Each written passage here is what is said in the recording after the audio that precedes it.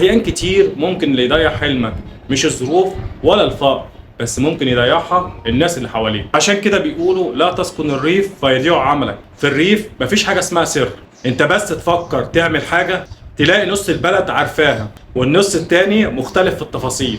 لو صحيت بدري بيقولوا بيشتغل على نفسه، ولو نمت متأخر يقولوا عندك مصيبة، ولو نجحت يقولوا معاه واسطة، ولو فشلت يقولوا ما احنا كنا عارفين من الأول. لكن الحق يقال الريف جميل والناس فيه طيبة واللمة فيه فيها دفء، بس ساعات الدفء ده بيبقى زيادة لدرجة تخنق. في الريف كل واحد شايف ان انت مشروع خبر مش مشروع انسان، ونجاحك هناك مش دايما بيتشاف. لما بيتشاف استفزاز للاخرين. بتكتشف ان اصعب سفر مش ان انت تسيب المكان، لكن اصعب سفر ان انت تخرج بره الصوره اللي هم راسمينها لك. وعشان كده ناس كتيره سابت الكره مش كرها فيها، لكن هروبا من اللي بيحصل هناك. فانت لو بتفكر تروح تعيش في الريف، او لو انت عايش في الريف دلوقتي، هتبقى عارف المشاكل دي.